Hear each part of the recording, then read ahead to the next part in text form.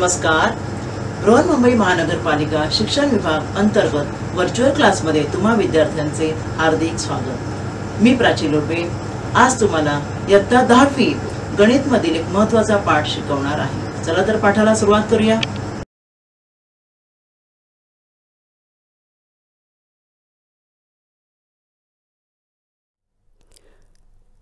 नमस्कार विद्यार्थ्यांनो, मी प्राची लोडवे. आज आपण इयत्ता 10वी गणित भाग 1 मधील 5वे प्रकरण संभाव्यता याची माहिती घेणार आहोत. संभाव्यता, संभाव्य हा शब्दाचा अर्थ बघा. संभाव्य म्हणजे काय? संभव आहे किंवा नाही, शक्य आहे किंवा नाही. आपण बघा, पत्ते तुम्ही सुट्टीमध्ये पत्ते खेळता, पत्ते आपण पिसतो, त्यानंतर पत्ता जेव्हा काढायचा असतो, अनेक पत्त्यातला कुठला पत्ता येईल आपण सांगू शकत नाही नक्की, बरोबर ना. सापशिडी खेळताना आपण फासा टाकतो. फासा टाकल्यावर त्या फाश्यावर हा जो समोर फिरतोय पहा, कोणता अंक किंवा किती ठिपके वरती येतील हे आपण नक्की सांगू शकत नाही, बरोबर ना. क्रिकेट खेळताना प्रथम बॅटिंग कोण करणार यासाठी टॉस केला जातो. टॉस केल्यावर छापा पडणार की काटा पडणार हे आपल्याला माहीत नसतं. म्हणजे माहीत नसतं म्हणजे नक्की आपण सांगू शकत नाही. अशा प्रकारे हे संभाव्य काही गोष्टी अशा असतात की त्या कमी असतील, त्यांची शक्यता कमी असेल किंवा शक्यता जास्त असेल. त्यासाठी संभाव्यता ही जी शाखा आहे गणितातली, तिचा वापर केला जातो. आपल्या गणितामध्ये सांख्यिकी, उद्योगधंदे, विज्ञान, तंत्रज्ञान आणि अर्थशास्त्र या बहुतेक शाखांमध्ये संभाव्यता या घटकाचा उपयोग केला जातो. आता आपण काही चित्र पाहूया. पहा, शेतकरी शेत नांगरतो, पेरणी करतो, पावसाची वाट बघत बसतो आणि जेव्हा असं सुकं दिसलं की म्हणतो, यंदा पाऊस लवकर पडणे अशक्य आहे बुवा, बरोबर ना. अशक्य आहे म्हणजे लवकर पडणे अशक्य, पडेल पण लवकर पडणे अशक्य आहे. क्रिकेट खेळताना ऑस्ट्रेलियाबरोबर क्रिकेटची मॅच चालू आहे, आपण म्हणतो बहुतेक इंडिया ऑस्ट्रेलियाला हरवणार. शब्द बघा काय वापरतात, बहुतेक, अशक्य. तसे ह्या चित्रामध्ये दाखवले, पोलिओचा डोस दिला जातो बालकांना, माहिती आहे ना. जर बालकांना वेळेवर पोलिओचे तुम्ही डोस दिले तर त्याला पोलिओ होण्याची संभाव्यता नसते, संभाव्यता त्याला पोलिओ होणार नाही. एखादा विद्यार्थी म्हणतो की निश्चितच मी यावेळेला डिग्री मिळवणार, प्रथम नुसती डिग्री नाही, डिस्टिंक्शन मिळवणार. हे जे शब्द आहेत बघा, अशक्य, बहुतेक, संभाव्यता, निश्चित, हे काय दाखवतात की त्या घटनेतील संभाव्यता दाखवतात, शक्यता दाखवतात की ही घटना शक्य आहे की नाही घडणे किंवा कमी जास्त प्रमाण. बघा, हे वेगवेगळे शब्द वापरले जातात. संभाव्यता, बहुतेक माझा आज रिझल्ट लागणार आहे, बरोबर ना. बहुतेक म्हणजे काय, माझा आज रिझल्ट नक्की लागणार मला माहीत नाही, बहुतेक आज लागणार आहे. यंदा पाऊस पडणे, लवकर पडणे अशक्य आहे, निश्चितच मला डिग्री मिळणार. जवळपास, 50-50 हे सर्व शब्द एखादी घटना घडेल किंवा नाही घडेल, तसेच तिचा परिणाम होईल किंवा नाही यासाठी वापरले जातात. अशाच प्रकारे पहा, आताच तुम्हाला मी सांगितलं, क्रिकेटची मॅच सुरू व्हायच्या पूर्वी बॅटिंग कोण करणार हे ठरवण्यासाठी नाणं टॉस करतात, माहिती आहे ना. नाणेफेक याला म्हणतात, नाणेफेक. काय म्हणतात? नाणेफेक. आणि हे नाणंफेक केल्यानंतर पहा, इथे नाणंफेक केलं जातं आणि नाणंफेक केल्यानंतर काय होतं? नाणंफेक केल्यावर 2 शक्यता असतात, बरोबर ना. तुम्हाला माहिती आहे ना, छापा किंवा काटा. 2 शक्यता. बघा, मी शब्द काय वापरला बघा, शक्यता. तर छापा म्हणजे काय, जे आपल्या देशाची जी राजमुद्रा आहे, 3 सिंह असलेले एकत्र 3 सिंहाची राजमुद्रा जी आहे ते चिन्ह, त्याला छापा म्हणतात. हेड. किंवा काय पडू शकतं, आता कॉईन आहे, 1 रुपयाचा कॉईन आहे, तर 1 रुपया लिहिलेलं जे बाजू, त्याच्या मागची बाजू जी आहे राजमुद्रेच्या मागची बाजू, तिला म्हणतात काटा, टेल. जेव्हा आपण नाणं फेकतो तर 2 शक्यता असतात, एकतर हेड किंवा टेल, छापा किंवा काटा. पण जेव्हा टॉस केलं तेव्हा आपण सांगू शकतो का? नाही, छापाच पडणार असं आपण सांगू शकत नाही, बरोबर की नाही. मग छापा पडेल किंवा काटा पडेल. मग ह्या 2 झाल्या संभाव्य घटना की छापा पडेल किंवा काटा पडेल. बरोबर. मग ह्या म्हणजे एक तर हेड पडेल किंवा टेल पडेल. मग ह्या दोन झाल्या शक्यता आणि ह्या दोन शक्यतांना फलिते फलिते असा शब्द वापरतात. म्हणजे मी टॉस केल्यावर दोन गोष्टी घडू शकतात. एक तर छापा पडेल किंवा काटा पडेल. हे छापा किंवा काटा याला म्हणतात फलिते. ह्या ठिकाणी दोनपैकी एक फलित, दोन फलित आहेत, दोनपैकी एक फलित घडणार आहे. अजून आपण उदाहरण पाहूया. आता दोन नाणी मिटा. आता एक नाणं टाकल्यानंतर काय होणार आहे बाळांनो? एक नाणं टाकल्यावर एक तर छापा पडणार किंवा काटा. पण मी दोन नाणी फेकली तर मी दोन नाणी टॉस केली ॲट ए टाईम, बरोबर. तर काय होणार आहे? एकतर दोन्ही नाण्यांवर काटे येतील, बरोबर. किंवा दुसरं चित्र बघा, दोन्ही नाण्यांवर छापे येतील. ठीक आहे. किंवा काय होऊ शकतं? एका नाण्यावर छापा, दुसऱ्या नाण्यावर काटा. लक्षात येते तुमच्या? दोन नाणी मी टाकली तर काय होईल? किंवा दोन नाणी मी टॉस केली एकाच वेळी तर एवढ्या शक्यता आहेत बघा. दोन्ही नाणी टॉस करणं म्हणजे दोन्ही नाण्यांवरचं चित्र दिसणार आहे. मग ते कुठल्या प्रकारे दिसू शकतं? एक तर दोन्ही काटे, हे बघा इथे मी दाखवल्याप्रमाणे, किंवा एक छापा आणि एक काटा, दोन्ही छापे, एक छापा, पहिल्या नाण्यावर छापा दुसऱ्या नाण्यावर काटा, या पहिल्या नाण्यावर काटा आणि दुसऱ्या नाण्यावर छापा. म्हणजे एवढ्या शक्यता आहेत जर मी दोन नाणी टॉस केली तर. मग आता आपण ते कंसात लिहूया. पहा, पहिल्या इथे काय दिसतं तुम्हाला बघा. पहिलं टेल आहे, दुसरं हेड आहे, त्यामुळे TH. किंवा काय पडू शकतं? हेड, किंवा हेड एका नाण्यावर हेड आणि दुसऱ्या नाण्यावर टेल म्हणजे छापा आणि काटा पडू शकतो. किंवा काय पडू शकतो? दोन्ही नाण्यांचं छापा पडू शकतो म्हणजे हेड आणि हेड. किंवा काय होऊ शकतं? दोन्ही नाण्यावर टेल म्हणजे काटा येऊ शकतो, बरोबर ना. एवढ्या शक्यता झाल्या जेव्हा मी दोन नाणी जेव्हा टॉस केली. म्हणजे एवढ्या शक्यता म्हणजे काय झालं? एकूण 4 फलितं. किती फलितं झालेली आहेत बघा? 4 फलितं. म्हणजे 4 गोष्टी शक्य आहेत जर दोन नाणी टॉस केली तर. ठीक आहे. आता इथे पहा, ह्या चित्रामध्ये पहा. आता हे आहे का आहे? फासा आहे आपला. आपण सापशिडी खेळतो की नाही, तो आपण असा फासा अशा प्रकारे टाकतो, बरोबर. आता हा फासा जेव्हा आपण टाकतो त्यावेळेला त्याच्यावर बघा टिंब असतात. मग एका बाजूला एक टिंब असतो, एका बाजूला 2 टिंब असतात, एका बाजूला 3 असतात, एका बाजूला 4 असतात, एका बाजूला 5 असतात आणि एका बाजूला 6 टिंब असतात. हे बघा अशा प्रकारे मी सर्व चित्र या ठिकाणी दाखवले. मग जेव्हा मी एक फासा फेकला की मला माहीत आहे का की वरच्या बाजूला कुठला अंक येणार किंवा किती टिंब येणार?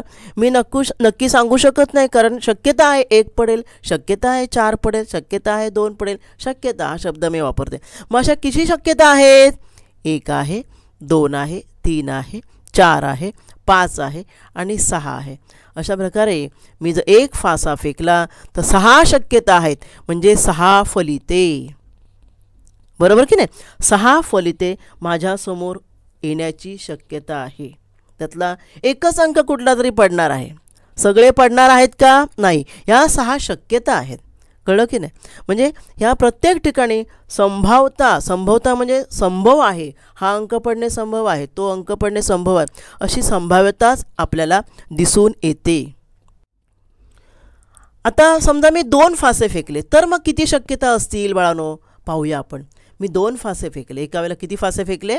2 फासे. आता 2 फासे फेकल्यावर पहा या ठिकाणी एकतर एकाच वेळेला दोन्हीच्या पृष्ठभागावर 1 येऊ शकतो, बरोबर ना. किंवा एकावर 1 आला तर दुसऱ्यावर 2 येऊ शकतो. इथे किती शक्यता आहेत बघा. जसं तुम्हाला मगाशी 2 नाणी टाकल्यावर मी सांगितलं 4 शक्यता होत्या, तर या ठिकाणी आता किती शक्यता येतील पाहूया आपण.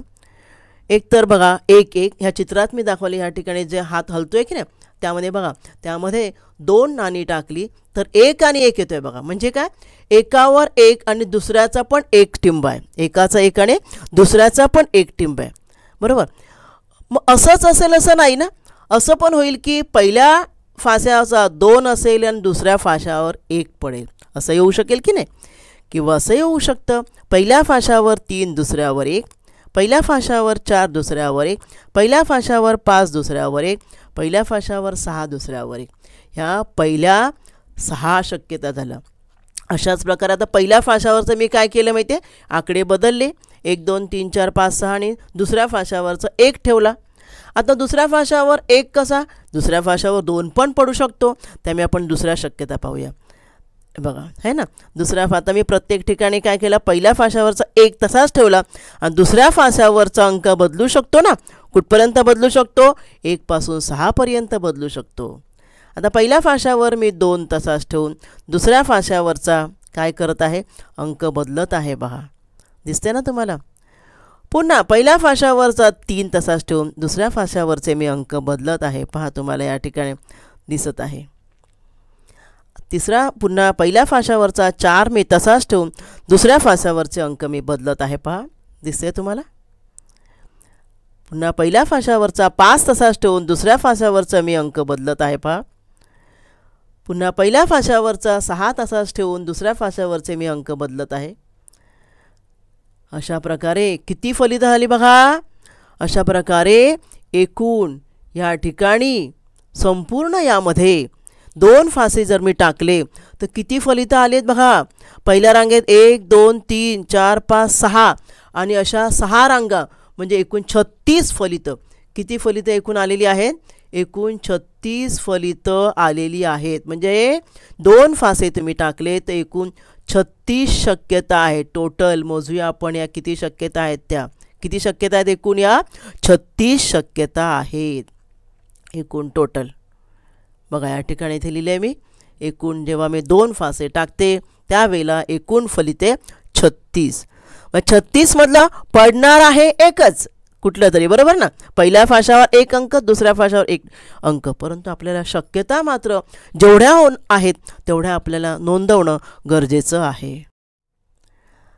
तर अशा ह्या संभाव्यतेमध्ये काही अशा संज्ञा आहेत, म्हणजे हे जे फलितं वगैरे जे शब्द वापरले की नाही त्यांचा आपण इथे अभ्यास करणार आहोत. तर कोणत्या कोणत्या संज्ञा आहेत त्या संभाव्यता प्रकरणामध्ये. पहिलं आहे यादृच्छिक प्रयोग म्हणजे रँडम एक्सपेरिमेंट. निष्पत्ती म्हणजे फलित आउटकम. संभाव्य निष्पत्ती म्हणजे इक्वली लाईकली आउटकम्स म्हणजे काय. नमुना अवकाश म्हणजे सॅम्पल स्पेस म्हणजे काय. नमुना घटक म्हणजे सॅम्पल पॉईंट म्हणजे काय. आणि घटना म्हणजे इव्हेंट म्हणजे काय. ह्या गोष्टींचा आपण इथे अभ्यास करणार आहोत.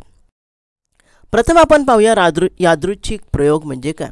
एक्सपेरिमेंट प्रयोग मी काय केलं आहे बघा. ज्या प्रयोगामध्ये सर्व समसंभाव्य निष्पत्ती अगोदर माहीत असतात पण त्यापैकी कोणाबद्दल निश्चित आपण भाकीत करू शकत नाही असा जो प्रयोग आहे त्याला यादृच्छिक प्रयोग म्हणतात. हे बघा या ठिकाणी नाणं टॉस करणे हा झाला प्रयोग. तिथे पुढे काय घडणार आहे ते माहिती आहे पण नक्की माहीत नाही मला छापा पडणार की काटा पडणार. मी एक नाणं फेकलं, नाणं फेकणे. नाणं फेकल्यावर एक तर हेड किंवा टेल असणार आहे पण नक्की काय माहीत नाही. पण प्रयोग मी काय केला, सोप्या भाषेत मी प्रयोग काय केलं आहे, मी केलं काय, नाणं फेकणे हा झाला प्रयोग तुमचा. त्यानंतर काय पडणार आहे त्याला दुसरं नाव आहे, नंतर पाहूया. नाणं फेकणे किंवा फासा फेकणे. आपण पाहिलं आता फासा फेकल्यावर काय होतं ते. एकपैकी 1 किंवा 2 किंवा 3 किंवा 4 किंवा 5 किंवा 6 कुठला तरी टिंब वरती असणार आहेत. परंतु मी केलं काय त्यासाठी, कुठला तरी टिंब दिसण्यासाठी मी फासा फेकला. त्यामुळे नाणं फेकणे आणि फासा फेकणे हे आहेत यादृच्छिक प्रयोग. हे काय आहेत, प्रयोग आहेत. ठीक आहे. मग आता हे प्रयोग आपण केल्यानंतर पुढे काय होतं पाहूया. पुढे आपण किंवा इथे बघा पत्ते पिसणे. पत्ते पिसल्यावर कुठला एक पत्ता आहे तर पत्ते पिसणे किंवा पत्ते टाकणे. कळलं की नाही. आणि हे पत्ते टाकणे खेळाच्या पत्त्यामधून एक पत्ता काढणे हा झाला तुमचा प्रयोग. मग तो पत्ता कुठला येणार आहे हे आपण निश्चित सांगू शकत नाही. आता दुसरा भाग आहे निष्पत्ती. निष्पत्ती म्हणजे आउटकम. आता काय आपण जो प्रयोग केला त्या प्रयोगानंतर जे तुम्हाला दिसतं, जे दिसून येतं, जे कुठलं छापा पडला की काटा पडला, काय पडलं, कुठला टिंबा आला फास्यावर त्याला म्हणतात निष्पत्ती, आउटकम, शक्यता. यादृच्छिक प्रयोग तुम्ही प्रयोग केल्यानंतर त्याच्या फलिताला निष्पत्ती असे म्हणतात. आता एक नाणं फेकलं, तुम्हाला मी सांगितलं एक नाणं फेकल्यावर काय येणार आहे, एक तर हेड येईल किंवा टेल येईल, बरोबर ना. त्यामुळे मी कंसात लिहिलं आहे बघा एस बरोबर. आता एस बरोबर आपण नंतर पाहणार आहोत. हेड आणि टेल एच आणि टी हे मी कंसात लिहिलेलं आहे. एक फासा फेकणे, एक फासा फेकणे हा आपला प्रयोग आहे, बरोबर. आपण मगाशी पाहिलं. मग हा प्रयोग मी केल्यानंतर मला काय येणार आहे त्याच्या वरच्या पृष्ठभागावर एक तर 1 येईल किंवा 2 येईल किंवा 3 येईल किंवा 4 येईल किंवा 5 येईल किंवा 6 येईल. हा आहे माझा आउटकम किंवा निष्पत्ती.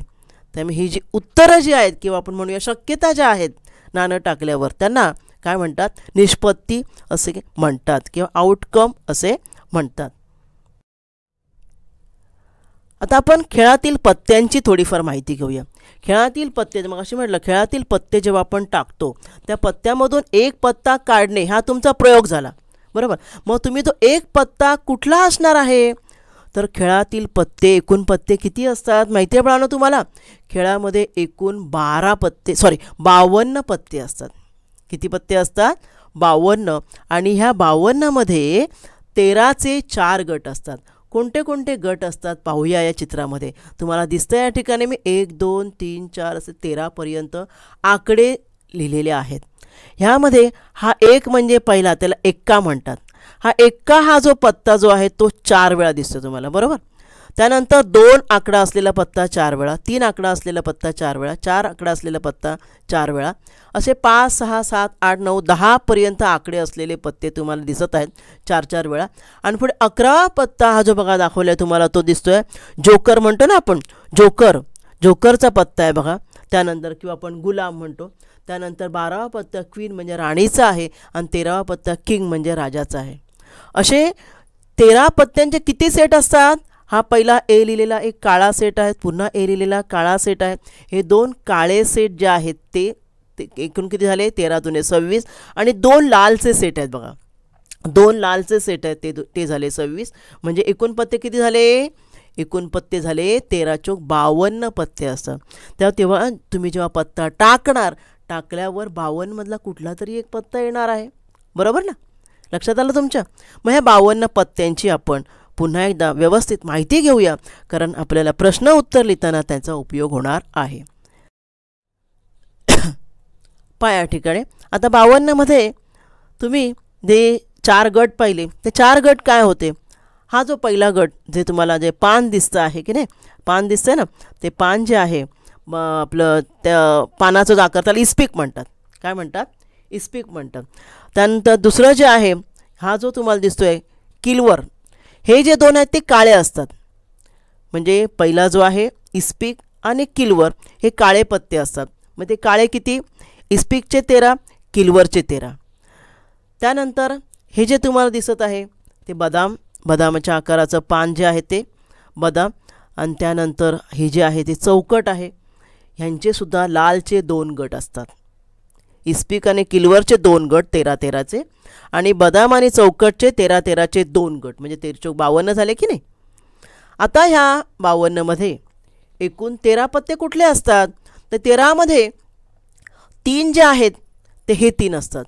कोणते आहेत बघा? एक राजा, के म्हणजे किंग राजा, प्रत्येकामध्ये एक राजाचा पत्ता असतो. मग क्यू म्हणजे राणी, प्रत्येकामध्ये एक राणीचा पत्ता असतो.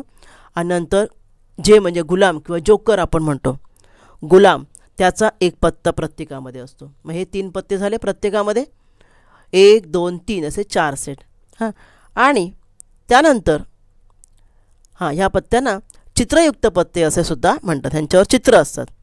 आता मग हे राजा राणी गुलाम हे जे आहेत ते 3 सोडले की उरलेले 10 जे आहेत ते 1 ते 10 आकड्यांचे पत्ते असतात. हे बघा, हे झाले एकूण 12 प्रत्येकामधले, कळलं की नाही? हे 12 झाले. म्हणजे 52मधले आपण 12 बाजूला करूया, उरले 40. उरले 40 म्हणजे किती झाले? 1 ते 10 अंक, 10 चोक 40.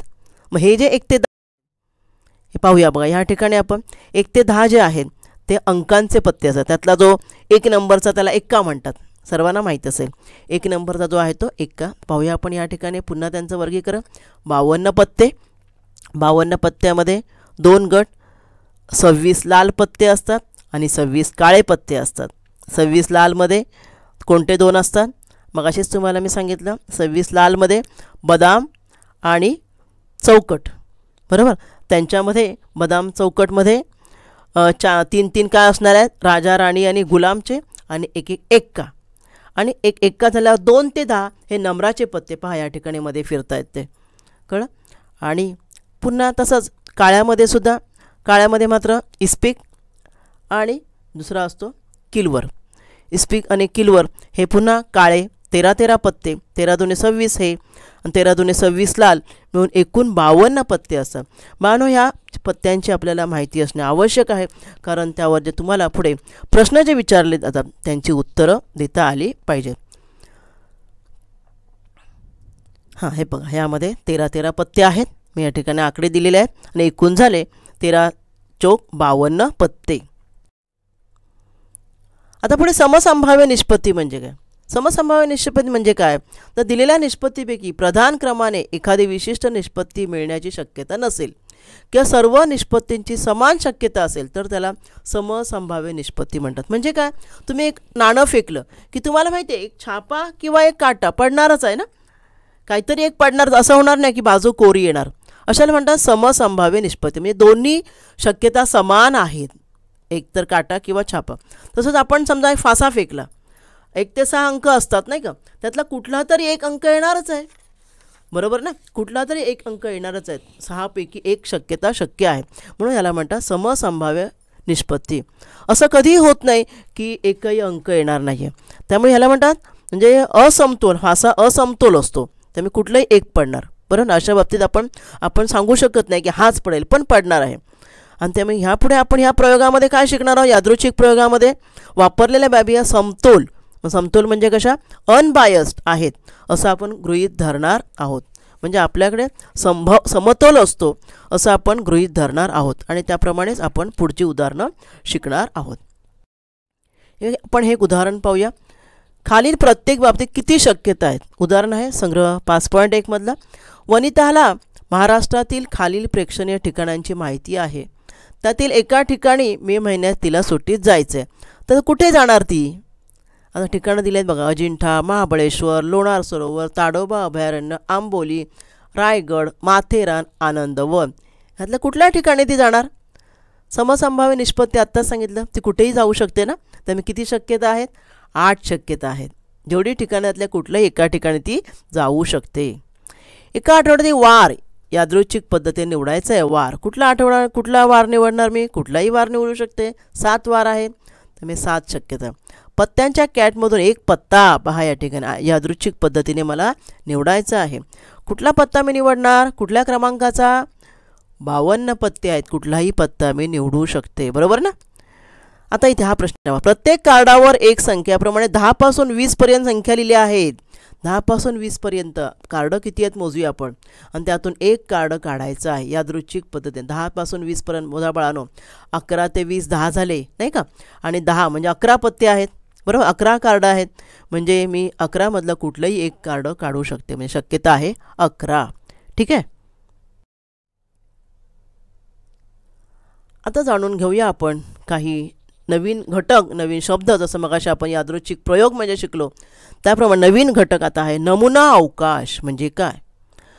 यादृच्छिक प्रयोगामध्ये शक्य असणाऱ्या सर्व निष्पत्ती, ज्या शक्यता आपण ज्या मगाशी म्हटलं ना, आउटकम, फलिते, त्यांचा संच करायचा. महिरपी कंसामध्ये त्यांचा, मगाशी तुम्हाला मी एस लिहिलेलं तुमच्या लक्षात आलं असेल, तर त्यांचा जो संच जो आहे त्या संचाला नमुना अवकाश असे म्हणतात. आणि संचातील प्रत्येक घटकाला नमुना घटक असे म्हणतात. नमुना अवकाश एस या अक्षराने दाखवतात आणि घटकांची संख्या NS याने दाखवतात. एखादा नमुना अवकाश जर शांत असेल, म्हणजे थांबणारा, म्हणजे अनंत म्हणतो ना आपण, शांत म्हणजे थांबणारा असेल तर त्याला म्हणतात शांत नमुना अवकाश. पाहूया आपण नमुना अवकाशाबद्दल. आता आपण उदाहरण पाहूया. यादृच्छिक प्रयोगाचे जे निष्पत्ती असतात त्यांच्या समूहाला काय म्हणतात? नमुना अवकाश. 2 नाणी एकाच वेळी फेकली, आपण मगाशी पाहिलं. 2 नाणी एकाच वेळी फेकणे हा झाला प्रयोग, बरोबर. हा प्रयोग झाला. आता ह्या प्रयोगामध्ये किती शक्यता आहेत मगाशी आपण पाहिलं, तर त्या शक्यता महिरपी कंसात लिहिणे अशा प्रकारे याला म्हणतात काय? नमुना अवकाश, सॅम्पल स्पेस. बघा, TH शक्य आहे, म्हणजे पहिलं टेल मग हेड, किंवा पहिलं हेड आणि मग टेल, किंवा दोन्ही हेड शक्य आहेत, किंवा दोन्ही टेल शक्य आहेत, बरोबर ना. मग हा झाला नमुना अवकाश. मग हा नमुना अवकाशातील हे जे आहेत हे सगळे झाले नमुना अवकाशातील घटक. नमुना घटक, सॅम्पल पॉईंट, त्यांना काय म्हणायचं? Sample point. मग आता लिहायचं कसं? नमुना एकूण फलिते किंवा नमुना अवकाशाचे घटक जे आहेत ते लिहायचे कसे? NS. एन म्हणजे त्यांची संख्या, एन एस, एस कंसात लिहायचं म्हणजे एस म्हणजे हा नमुना अवकाश आहेत ना. मग ह्या नमुना अवकाशामध्ये घटक किती आहेत, त्यांची संख्या किती आहे, 1 2 3 4. तर मी इथे उत्तर आलेलं आहे 4. हे दुसरं उदाहरण बघा. आता मग असं तुम्हाला मी दाखवलं, हे वेगळं फासा नाही, मग अशी कॉईन्स दाखवलं. फासा टाकला मी आता. तर फासा टाकल्यानंतर तुम्हाला सांगितलं किती शक्यता आहे, 6 शक्यता आहेत.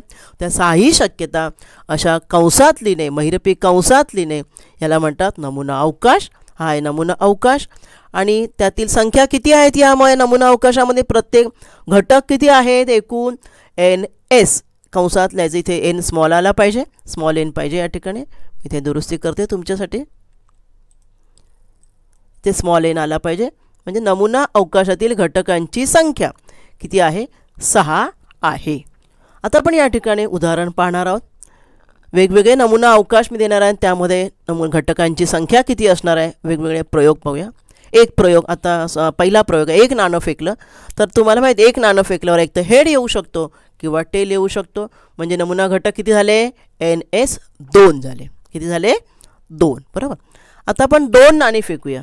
2 नाणी फेकल्यावर काय होणार, आत्ताच आपण उदाहरण पाहिलं, एक हेड असेल आणि दोन्ही हेड असू शकतात, किंवा एक हेड, पहिल्यावर हेड दुसऱ्यावर टेल, किंवा पहिल्यावर टेल दुसऱ्यावर हेड, किंवा दोन्ही टेल. म्हणजे एकूण बघा, हा झाला नमुना अवकाश, हा झाला कंस. बरोबर. आता याच्यामध्ये घटक किती आहेत, एन एस बरोबर 4. ठीक आहे. पुढे 3 नाणी फेकली मी.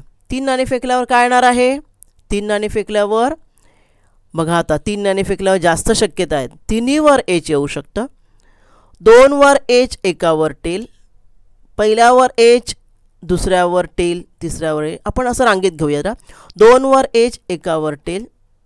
त्यानंतर मग मी याच्यानंतर हे बघूया. म्हणजे मला जसा क्रम, पहिल्यावर एच, इतरांवर टेल. बरोबर. नंतर तिन्हीवर टेल, 2 वर टेल, एकावर एच. बरोबर. 1 वर टेल, 2 वर एच. बरोबर. किंवा उलट, 2 मधला एक एच, इतर टेल, किंवा मधला टेल, इतर हेड. बरोबर ना. म्हणजे आता किती झाल्या बघा, एकूण शक्यता 1 2 3 4 5 6 7 8 शक्यता झाल्या. जर 3 नाणी आपण फेकली तर. त्यामुळे नमुना घटकांची संख्या झालेली आहे 8. एक फासा टाकला. एक फासा टाकला. आता फाशाचं बघूया आपण. एक फासा टाकला तर 6 शक्यता असतात. नमुना घटकांची संख्या आहे 6. ठीक आहे. पण 2 फासे टाकले तर मग असे आपण पाहिलं होतं. बरोबर ना. ते मी आता पुन्हा इथे सांगण्याची आवश्यकता मला वाटत नाही. कारण बघा, पहिला एक धरून मी काय केलं, दुसरं जे आहे दुसरा फासा, तो प्रत्येकजण कंसात लिहावं लागणार आहे. ते दुसऱ्या फाशाचा अंक बदलला आहे. नंतर पहिल्या फाशाचा मी अंक 2 केला आणि काय केलं आहे, दुसरी रांग बघा, पहिल्या फाशाचा अंक 2 केला आणि दुसऱ्या फाशावरचा अंक बदलत नेला आहे. पहिल्या फाशाचा अंक 3 केला, दुसऱ्या फाशाचा अंक बदलत नेला आहे. पहिल्या फाशाचा अंक 4 केला, दुसऱ्या फाशाचा अंक बदलत नेला, मग 5 केला, मग 6 केला. अशा प्रकारे एकूण किती 36 शक्यता झाल्या. त्यामुळे नमुना घटक किती झाले, 36. समजलं तुम्हाला.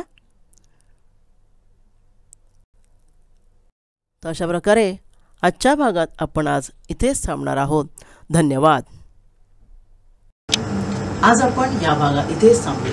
माझा व्हिडिओ आवडला असेल तर लाईक करा, शेअर करा आणि असे अनेक एज्युकेशनल व्हिडिओ पाहण्यासाठी MCGM व्हर्च्युअलच्या चॅनेलला सबस्क्राईब करा. धन्यवाद. बाळांनो, बेल आयकॉन प्रेस करा की ज्यामुळे तुम्हाला नवनवीन व्हिडिओंचे नोटिफिकेशन मिळतील.